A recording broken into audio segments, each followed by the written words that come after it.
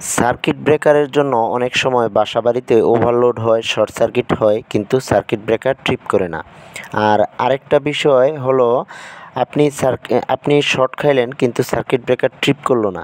এর কারণ হচ্ছে অনেকেই আপনারা জানেন না, এমসিবিগুলো, যার নাম মিনিয়েচার সার্কিট ব্রেকার, এই কাজের জন্যই তৈরি হয় নাই। যেই সার্কিট ব্রেকারগুলো আপনাকে শর্ট করার পর ট্রিপ করবে তার নাম হচ্ছে আরসিবিইউ। আজকের ভিডিওতে আমরা হিসাব করে বের করার চেষ্টা করব আপনার বাসায় কত অ্যাম্পিয়ারের সার্কিট ব্রেকার লাগানো উচিত। আসসালামু আলাইকুম, কেমন আছেন সবাই? আশা করি ভালো আছেন। আজকের ভিডিওটা আপনাদের রিকোয়েস্টের ভিডিও। আপনারা আমার বিগত কয়েকটা ভিডিওর মধ্যে জানতে চেয়েছেন আমার বাসায় 5টা লাইট, 2টা ফ্যান, একটা এলইডি টিভি, একটি পাম্প আছে। আমার বাসায় যে এই লোডটা আছে এর জন্য কত অ্যাম্পিয়ারের সার্কিট ব্রেকার বা এমসিবি দিতে হবে। এই কোশ্চেনটা কিন্তু যারা কমেন্টস করছেন শুধু তাদের না, এই কোশ্চেনটা আমাদের সবার। এটা মানেন আর না মানেন, আমাদের দেশের 80% টেকনিশিয়ানই জানে না বাসাবাড়িতে লোডের জন্য কত অ্যাম্পিয়ারের সার্কিট ব্রেকার সঠিক হিসাব করে দিতে হয়। তারা একটা আনুমানিক একটা সার্কিট ব্রেকার লাগিয়ে দেয়। এটা কিন্তু হেলাফেলার বিষয় না, এটা সিরিয়াস ইস্যু। কেননা এই সার্কিট ব্রেকারের জন্য আমাদের বাড়িতে ওভারলোড হয়, শর্ট সার্কিট হয়, কিন্তু ব্রেকার ট্রিপ করে না। দেখুন, শর্ট সার্কিট হলে কিন্তু আপনি যত অ্যাম্পিয়ারের ব্রেকার দেন, 10, 16, 32, 63 যাই দেন বা যাই ব্যবহার করেন না কেন, ব্রেকার ট্রিপ করবেই। কিন্তু ওভারলোডের ক্ষেত্রে কিন্তু বিষয়টা উল্টা। মূলত আজকের ভিডিওতে আমি দেখাবো আপনার বাসায় কত অ্যাম্পিয়ারের সার্কিট ব্রেকার ব্যবহার করা উচিত বা কত অ্যাম্পিয়ারের সার্কিট ব্রেকার ব্যবহার করবেন। চলুন ভিডিওটি শুরু করি। চলুন কমেন্টসে যে ভাই রিকোয়েস্টটা করেছিলেন তার বাসায় হিসাবটা করি। প্রথমেই শুরু করি ফ্যান দিয়ে। এইখানে 2টা সিলিং ফ্যান আছে। 2টা সিলিং ফ্যান প্রত্যেকটার ওয়াট যদি 80 ওয়াট করে হয়, তাহলে 2টা সিলিং ফ্যান 160 ওয়াট। 80 × 2, তাহলে কত হয়েছে? 160 ওয়াট। আর টেবিল ফ্যানগুলো হচ্ছে 40 ওয়াট করে। এখন 2টা টেবিল ফ্যান আছে, 2টা টেবিল ফ্যান হচ্ছে 80 ওয়াট। আর এখানে লাইট আছে 10 পিস। আর প্রত্যেকটা লাইটেই তো সমান হয় না, কতটা 5 ওয়াট, কতটা 10 ওয়াট। আমি এভারেজ সবগুলোরে 15 ওয়াট করে ধরে নিলাম। 15 ওয়াটের এলইডি লাইট 10 পিস 150 ওয়াট। আর একটা রাইস কুকারের এই নর্মালি সব রাইস কুকারই 500 থেকে 700 ওয়াটের মধ্যে হয়ে থাকে। তো এইখানে আমি 1000 ওয়াট ধরে নিলাম, কারণ রাইস কুকারে এই পয়েন্টে ধরেন আয়রন ইউজ করতে পারি। তো এই জন্য আমি একটু বেশি করে 1000 ওয়াট ধরে নিছি।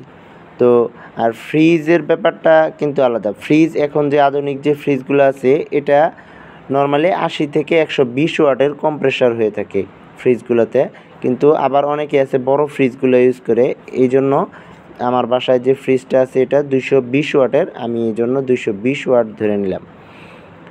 তো অনেক ফ্রিজের গায়ে কিন্তু আবার ওয়াট লেখা থাকে না, তো অ্যাম্পিয়ার লেখা থাকে। আমি দেখেন একটা নেম প্লেট দেখাচ্ছি, এখানে অ্যাম্পিয়ার লেখা আছে। তো যেসব ফ্রিজের গায়ে অ্যাম্পিয়ার লেখা, তো সেটাকে 220 দিয়ে গুণ দিলেই কিন্তু ওয়াট বেরিয়ে যাবে। তো এরপর আসছি মোটর। আমাদের বাসা বাড়িতে যে মোটরগুলো ইউজ করি, নর্মালি এইখানে ধরে নিলাম একটা 1 হর্স পাওয়ারের। 1 হর্স পাওয়ার মানে 746 ওয়াট। তো 746 গুণন 1, 746 ওয়াট। এখন সবগুলাকে যদি আমি যোগ দেই, তাহলে আমার টোটাল ওয়াট আসতেছে একবারে 160 থেকে, মানে ফ্যান, লাইট এগুলো সবগুলো একসাথে যোগ দিলে তাহলে আসতেছে 2356 ওয়াট, মানে 2356 ওয়াট। এখন এইখান থেকে আমি অ্যাম্পিয়ার বের করব। অ্যাম্পিয়ার বের করার জন্য কি করতে হবে? এই টোটাল ওয়াটকে আমার ভোল্টেজ যেহেতু লাইনের 220, মানে আমরা বাসা বাড়িতে যে ভোল্টেজটা ইউজ করি বিদ্যুৎ, ওইটা 220 ভোল্টের। তো এখানে 220 দিয়ে ভাগ দিব আমি এই 2356কে। তো ভাগ দিলে আসতেছে 10.70, মানে প্রায় 10.5 বা 11 কাছাকাছি।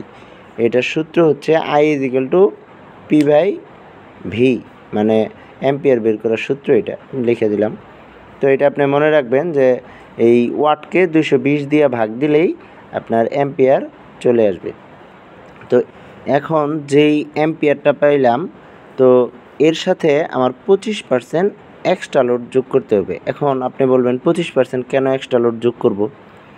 25% এক্সট্রা লোড আপনি এই কারণেই যোগ করবেন যে কোনো দরকারে আপনার বাসার লোড বেশি হইতেই পারে, আপনি এক্সট্রা অনেক কিছু ইউজ করতেই পারেন, লাগতেই পারে। এই জন্য আপনি এক্সট্রা 25% লোড যুক্ত করবেন। এখন যদি আপনি বলেন যদি না করি, আপনি তাহলে 10 অ্যাম্পিয়ারের সার্কিট ব্রেকার ইউজ করলে আপনার বাসায় কিন্তু হয়ে যাবে। কিন্তু আপনি যদি 25% এক্সট্রা লোড যোগ করেন, তাহলে কি হবে, আপনার বাড়িতে আপনি কোনো কারণে লোড বাড়াইলেন, তখন আপনি এই সার্কিট ব্রেকার দিয়েই কন্টিনিউ করতে পারবেন, আপনার সার্কিট ব্রেকারের চেঞ্জ করার প্রয়োজন পড়বে না। এখন দেখেন 25% এক্সট্রা লোড দেওয়ার পরে আমার অ্যাম্পিয়ার আসছে 13.3 অ্যাম্পিয়ার। তো এখন বলবেন যে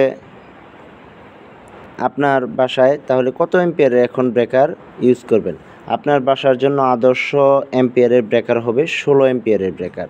তো আপনি বাজারে এই 16 অ্যাম্পিয়ারের ব্রেকার অ্যাভেলেবেল পেয়ে যাবেন। 10 তারপরে হচ্ছে 16, এর মাঝামাঝি কোনো ব্রেকার হয় না। তো আপনি যারা ইন্ডাস্ট্রিয়াল লেভেলে চাকরি করেন এরা জানেন যে কত থেকে কত অ্যাম্পিয়ারের ব্রেকার হয়। 10-এর পরে আছে 16 অ্যাম্পিয়ারের ব্রেকার। আপনার বাসার জন্য আদর্শ লোড হচ্ছে 16 অ্যাম্পিয়ারের ব্রেকার। আপনি এটা যদি ইউজ করেন তো আপনার বাসায় নিরাপদে আপনি ব্যবহার করতে পারবেন। তো এই ছিল আজকের হিসাব। তো আশা করি এইভাবে যদি আপনি হিসাব করেন তাহলে কারো কাছে আপনার হিসাব করার জন্য যেতে হবে না। আপনার বাসা বাড়িতে যেই লোডগুলো আছে এগুলার গায়ে যে ওয়াটগুলো আছে এই ওয়াটগুলো দেখে আপনি নিজেই হিসাব করে টোটাল যোগ করে 220 দিয়ে ভাগ দিলেই এটা চলে আসবে। তো এই ছিল আজকের